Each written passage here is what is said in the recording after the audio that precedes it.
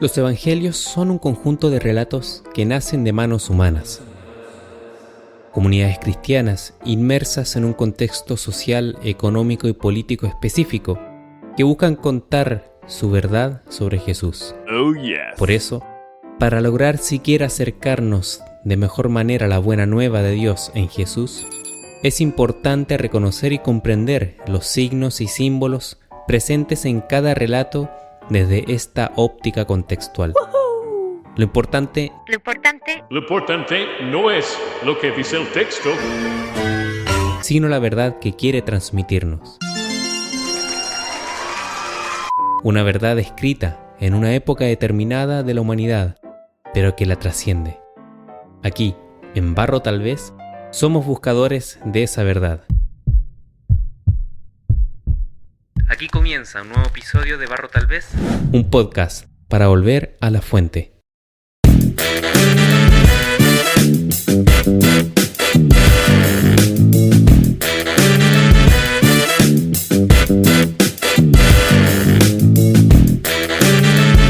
Hola, ¿cómo están? Bienvenidas, bienvenidos a un nuevo episodio de Barro Tal Vez. La semana pasada cometí un pequeño error y es que se trataba del 9º episodio, no del 8º, como mencioné al comienzo de ese episodio, pero bueno, es un error chiquitito. Ya estamos en el 10º episodio o programa de esta segunda temporada y seguimos caminando este tiempo pascual de 50 días hasta llegar al Pentecostés. La Iglesia nos invita a sumergirnos en este tiempo en el misterio de la resurrección, y es que en verdad es un misterio que se revela solo en la fe. Podemos tener ideas muy claras, precisas y cerradas sobre lo que es la resurrección, sea porque lo leímos, nos lo dijeron, etc. Pero eso no quiere decir que tengamos la certeza absoluta de qué es la resurrección. Hay diversos tratados, estudios y enfoques teológicos, así que a modo personal les digo, más vale seguir ahondando en la pregunta que quedarnos aferrados a una sola respuesta. A fin de cuentas, y lo vuelvo a decir, es una cuestión de fe. Para esta semana damos un salto en el libro de Juan. El texto de hoy no trata sobre la resurrección, y abro comillas, en sí, y cuando digo en sí me refiero a los pasajes que encontramos hacia el final de los evangelios. La aclaración que hago no es obvia, porque recordemos que los evangelios fueron escritos 70 años después de la muerte de Jesús. Por ende, todos están traspasados por la idea de la resurrección desde el comienzo. Pero bueno, el evangelio que veremos hoy y que fue leído ayer domingo en las celebraciones de cada templo en nuestras parroquias, es tomado del capítulo 10 de Juan. Bueno, como siempre te invito a buscar un espacio cómodo y escuchar con atención esta buena nueva de Juan, capítulo 10, en sus versículos 11 al 18. El Evangelio dice así.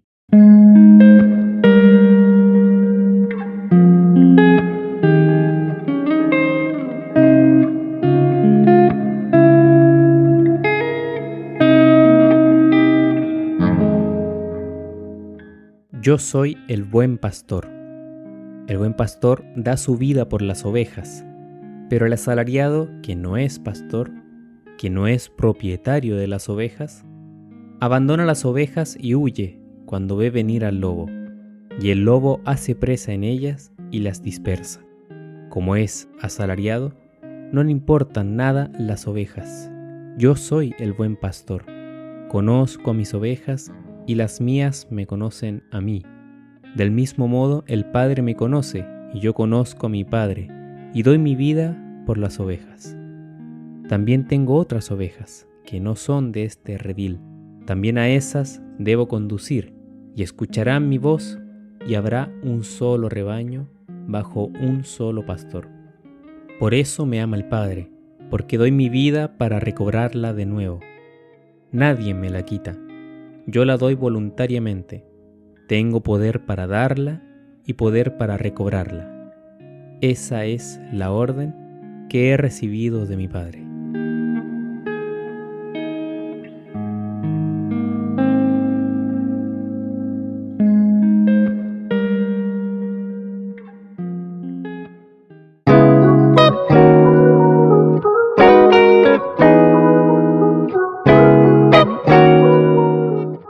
semana pasada estuvimos hablando un poco más filosóficamente, y es que la idea era comprender quiénes eran los destinatarios del texto, y para ello tuvimos que meternos en el contexto filosófico y cultural de la época. El texto que vimos la semana pasada relataba el encuentro entre Jesús y sus apóstoles, donde estos, en vez de ver al Señor, creían ver a un fantasma o espíritu, según la traducción que tengamos de la Biblia. Entonces, decíamos que los destinatarios de aquel evangelio eran los discípulos griegos, aquellos que en su fundamento, en su ser griegos, la idea de resucitar era totalmente extraña e imposible. Desde el plano teórico que regía en aquel tiempo, es decir, abrazar nuevamente las ideas de Platón, no había espacio para creer que después de la muerte un cuerpo volviera a poseer alma, la cual, según la creencia platónica, se separa del cuerpo sin vuelta atrás. Por eso, ellos creen ver un espíritu que va deambulando, pero el Evangelio es claro en mostrar un Jesús de cuerpo y alma, de cuerpo y espíritu, que se acerca a sus amigos. Si bien Lucas está tratando de explicar la resurrección a estos discípulos griegos, ese mensaje nos toca también a nosotros, toca la concepción que tenemos sobre la resurrección. Los apóstoles ven no solo un espíritu, sino también el cuerpo del mismo Jesús en medio de ellos. Ese es el énfasis que tenemos en este texto, un Jesús que se deja tocar para demostrar que no es solamente espíritu, sino también cuerpo. Finalmente, Jesús no es una presencia que aparece y desaparece, Jesús se muestra en todo su ser a sus amigos. Quizás con esta idea podamos ir construyendo nuestra creencia sobre la resurrección. Pero bueno, en definitiva, se trata, como ya he dicho varias veces, de una cuestión de fe. Bien, para esta semana tenemos la imagen de Jesús como buen pastor. Yo me pregunto, ¿qué tendrá que ver en este contexto pascual de resurrección la imagen de Jesús buen pastor con la imagen de Jesús resucitado? ¿Qué tendrá que ver para este tiempo pascual un texto que encontramos al comienzo del libro de Juan? Lo primero que se me ocurre decirles es que no me imagino una forma de describir o representar a Dios y su amor y entrega por la humanidad que con algo tan concreto como un pastor con sus ovejas. Tenemos la imagen de Dios como Padre, claro, y podría bastarnos esa imagen, pero los evangelios van un poco más allá. Una cosa es el vínculo entre papá e hijo, que tiene toda una carga cultural, social, etc., porque incluso creemos, como obvio, que un papá deba amar a su hijo, aunque hay situaciones en que no, claramente. Pero como que más o menos tenemos una idea conclusa sobre la paternidad. Pero aludir el vínculo de Dios con la humanidad a uno tan cotidianamente cultural para la época, como lo es el pastor y las ovejas, es muy bello. Para la época resulta importante esta imagen de Jesús buen pastor porque es la imagen más cercana que tiene el pueblo de comprender ese vínculo tan abstracto de Dios con la humanidad. El ser humano que escribe la Biblia utiliza las imágenes que tiene a mano para describir el vínculo de Dios con la humanidad. Así lo vemos en el Génesis, en el Éxodo, en los Salmos. El judío de la época no comprende otra imagen del vínculo entre Dios con su pueblo que no sea esta, la pastoril, tan característica de quienes viven o vivían en el desierto. Para aquellas personas, el vínculo pastor y oveja describe perfectamente el vínculo Dios-humanidad. La forma de dialogar, el seguimiento, el cuidado, la escucha de la voz, etc. En verdad es una imagen muy bella. Ahora, no olvidemos que el pueblo de Israel es un pueblo del Éxodo. Es un pueblo peregrino que camina y camina hasta encontrar la tierra prometida.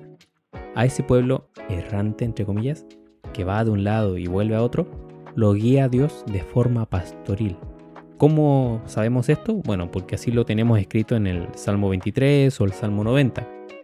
El Evangelio de Juan rescata esta imagen de Dios como guía y pastor del pueblo peregrino y la introduce en la persona de Jesús como el pastor que cuida y acompaña a sus ovejas. Entonces el vínculo de Dios y la humanidad se concretiza en Jesús. Ahora bien, ¿se fijaron que el texto no solo habla del pastor, sino también del asalariado? Bueno, esta contraposición no es para que generemos una imagen de odio respecto a los asalariados. O sea, hoy en día todos percibimos un ingreso por la labor o el servicio que prestamos. Incluso en la misma Biblia hay un texto que especifica que debemos recibir una paga por nuestras labores o trabajos, ¿sí? Entonces, lo que se nos está describiendo es el principio o fundamento por el cual Jesús es caracterizado como buen pastor. Él está realizando la voluntad del Padre con plena libertad. El cumplimiento de la voluntad del Padre que Jesús realiza no tiene nada que ver con el cumplimiento que un trabajador o un asalariado hace con su patrón o con quien le dé órdenes. Jesús cumple la voluntad del Padre de cuidar a la humanidad con todo el amor posible. No quiero caer en velocidades baratas, pero las características del servicio que realiza Jesús con la gente es de absoluto abandono, el cual tiene obviamente su clímax en el huerto de los olivos, momento en que los evangelios nos relatan que Jesús decide entregarse a los efectos que conlleva ser consecuente, que en su caso los efectos fueron la muerte en la cruz. Por eso, y aquí la relación de este texto evangélico, creo yo, con el tiempo de Pascua, es que resulta bueno recordar que Jesús dio su vida del mismo modo que un pastor no duda en darla por sus ovejas. Jesús no se vincula con nosotros así desafectadamente por cumplir con su Padre que le está dando una orden. Jesús hace libremente la voluntad del Padre y se muestra cercano y protector con la humanidad completa, su rebaño, porque así le nace del corazón, porque ama lo que está haciendo, ama la misión que le es conferida, ama la idea de cuidar y sanar. Jesús no murió en la cruz porque obedeció una orden de Dios.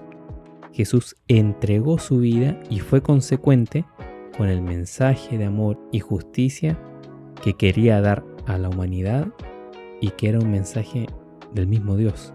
Él estaba cumpliendo esa voluntad. Esa libertad y consecuencia son las que después lo llevan a aceptar lo que tuviese que pasar. Hablarle a las autoridades religiosas de la época sobre Dios y decirles que su concepción de fe debía cambiar, tuvo sus consecuencias y Jesús las asumió. Y las asumió como el buen pastor, que cuida la vida espiritual de su pueblo, su rebaño, la humanidad entera. Sigamos entonces caminando como el pueblo elegido, sostenidos por el cuidado y amor de Jesús, nuestro buen pastor. Que tengan una bella semana y nos encontramos el próximo lunes en un nuevo episodio de Barro Tal Vez, un podcast para volver a la fuente. Chao.